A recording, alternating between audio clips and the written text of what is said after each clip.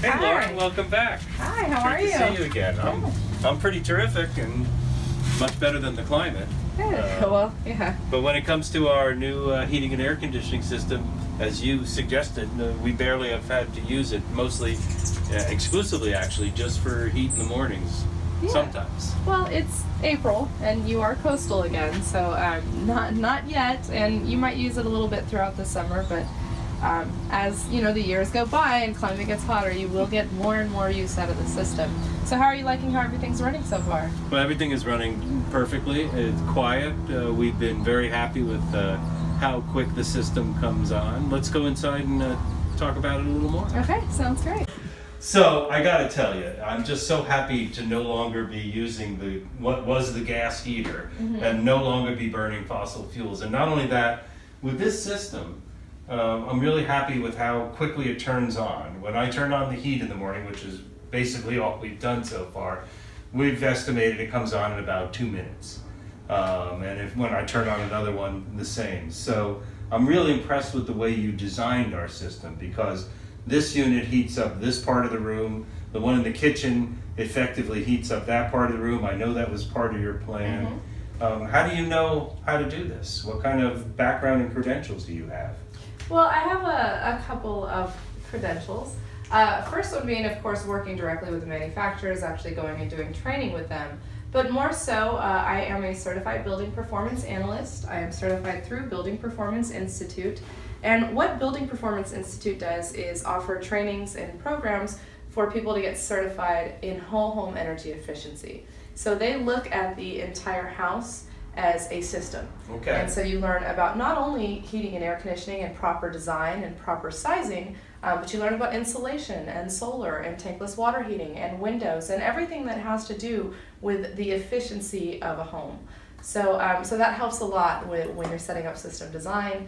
And unfortunately, that is not a requirement, and most consultants that you talk to have very little to no training. Aren't we going to need a ton more of people who have this certification, since we have a huge need to bring existing buildings up to energy efficiency standards? You know, the unfortunate thing is that the state of California is not requiring people who are coming in your home and designing these systems to have any kind of training. And so Building Performance Institute themselves are actually pushing this and trying to push it on the states, and they're, if you look them up, they're very, very large and well known now. So they're the ones that are actually pushing, you know, people to actually get certified and trained in doing this. And it does make such a big difference when you know what you're talking about. Well, it made a big difference for me in choosing you and your company to do this, so thank you. Thanks. I work hard to maintain that, so. So I got to tell you, I'm also impressed not just with how well the system works, but with the job your crew did. I was here when they arrived. I watched them do this incredible job in just one day. They didn't leave any mess. They hid all of the connections in my attic, in my crawl spaces. Tell me about where you get guys like that and how come your crew is so good. Yeah, well, first off, I mean, it doesn't matter how well I design your system unless I have the crew that's able to come in and perform and install it the way that we discussed. But getting those crews has been a lot of work. It's been just finding good guys, and we pay them well. We take care of them well. They are all W-2 employees, so we are hands-on with the training. They also go to the manufacturers and get trained on system design and setup and so on. So our technicians as well, we haven't gotten that far, but if you ever have an issue with the system, our service technicians are trained by Daikin, by Fujitsu, by Mitsubishi. So keeping W-2 employees that are manufacturer trained, and we always have a foreman on site as well to work with those crews.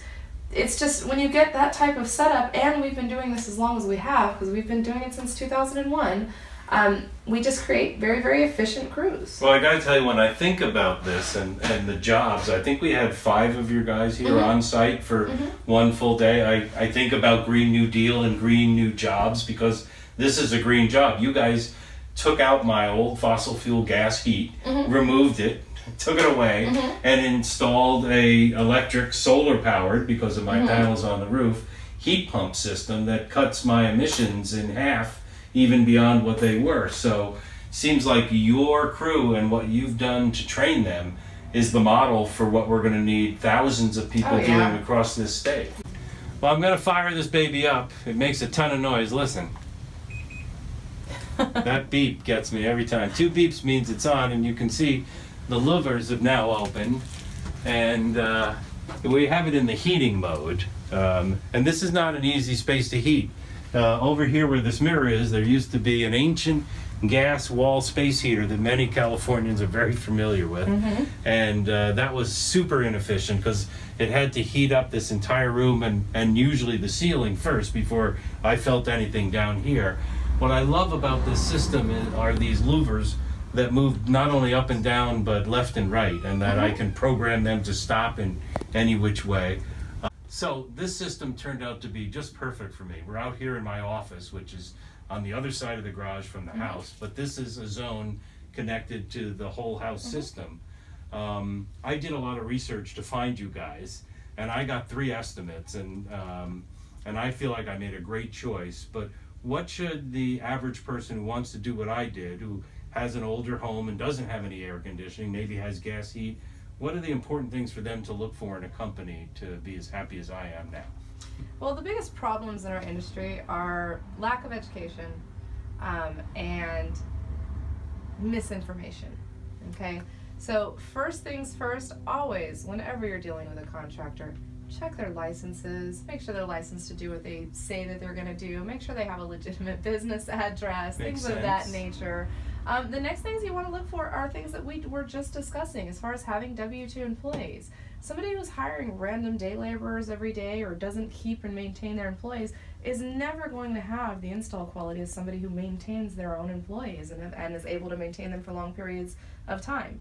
The next thing you want to look for, especially in the ductless, Daikin, Fujitsu, and Mitsubishi, which again are all 3 of your top manufacturers in ductless, all have programs where I go through my design training, installers go through installation training, technicians go through service training.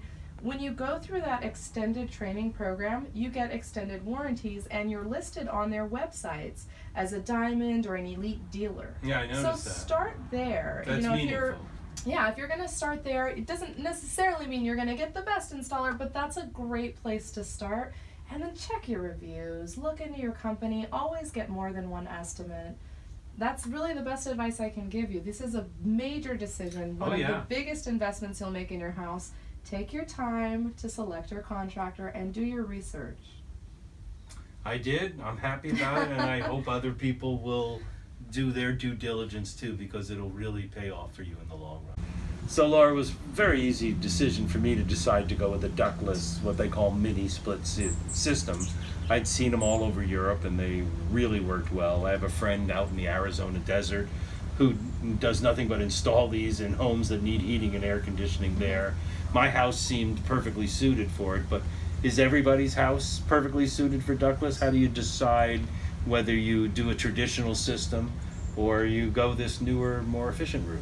Well, short answer is yes, everybody's house is suited for ductless. So says Dr. Ductless, friends.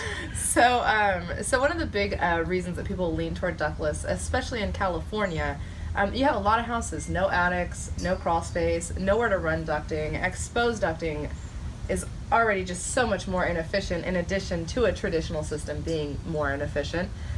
So they fit well there. We do a lot of those systems in those type of homes. With them using 1/10 of the electricity of a traditional system, with them being able to be attached to alternative energy sources like solar, ductless is really the way to go for everybody. So you're talking about 1/10 of the electricity makes me think about the way that air conditioning units are marketed and rated, and they have a thing called a SEER rating, SEER. Do you know what that stands for? Yeah, it's Seasonal Energy Efficiency Ratio. And so I was thinking about, I don't know what the actual SEER rating of my cool new ductless system is. Can you tell me? Okay, so first off, SEER rating, to translate it into layman's terms, is more like miles per gallon. Higher is better. So the higher the number you get, the more efficient that system is. And each SEER point literally equates to 5% efficiency improvement. So a traditional system, for the most part, is going to come on, operate at 1 speed. It's performing at 16 SEER every time it's on, no matter what. Now, the Daikin Its lowest efficiency rating is 19 SEER. That's pretty good. Yeah, but what that means for you is that it's performing at 19 SEER when every single one of your units is on at full blast. Well, that won't happen a lot. It rarely ever happens ever, even in hotter climates than this. So when you only have one unit on, or maybe you have 3 on and they're on low speed, that unit is giving only the energy that you're using to run whatever units you're using at whatever temperature and speed you have it set at. So most of the time that compressor is going to drop to a low speed. So we can't even rate, they have no ratings for how efficient these systems get when they're on low speed. But it sounds like you're saying 19 is the minimum 19 's I'm going the to get, minimum. which is a great start and end for most systems, but maybe if I'm only running the one in the living room. Yeah, you could be performing at 30, 40 SEER. I mean, we literally don't have a rating. So Laura, I'm really feeling good about my heating and air conditioning system here, and I think I'm covered for about the next 20 years if I take care of it. But I know that there are other things I can do to cut my energy wasting and to make my house more climate proof. And I know a lot of other old homeowners in my neighborhood and throughout this area are waiting to hear what can they be doing to make their places more energy efficient. Yeah. So it kind of goes back into the Building Performance Institute model that we were talking about earlier. You want to address things like your windows, upgrade to dual pane, low E3 windows. You want to insulate, and that includes insulating your attic to higher than standard levels, insulating your walls. If you have a subfloor, insulate your subfloor, and air sealing prior to insulating. That is your building envelope. That's what's going to keep the air in the house. That's going to reduce the amount that you have to use your heating and air conditioning system. Well, I know it's expensive, but I also know that there are programs within the state to give people loans on top of their tax assessment bill on an annual basis. There were no rebates available for me in this system, but if I lived in Sacramento, there would have been. And I suspect with how much this cuts emissions that there will be rebates moving forward for people. And usually our state is way ahead of other states, so I imagine that there's just a ton of energy efficiency waiting to be done. And Absolutely. I know that it's sexy to put a solar system on your roof and a mini split system in your house, but if every house was brought up to the things you're talking about, we would literally cut emissions from buildings drastically here in California. Absolutely. Absolutely. Well, I really appreciate your helping us do that here. Yeah, no problem. This has been great. I'm glad you guys are loving the system, and I know you're going to love it for years to come. Well, as I like to say, cool. Well, I know it's expensive, but I also know that there are programs within the state to give people loans on top of their tax assessment bill on an annual basis. There were no rebates available for me in this system, but if I lived in Sacramento, there would have been. And I suspect with how much this cuts emissions that there will be rebates moving forward for people. And usually our state is way ahead of other states, so I imagine that there's just a ton of energy efficiency waiting to be done. And Absolutely. I know that it's sexy to put a solar system on your roof and a mini split system in your house, but if every house was brought up to the things you're talking about, we would literally cut emissions from buildings drastically here in California. Absolutely. Absolutely. Well, I really appreciate your helping us do that here.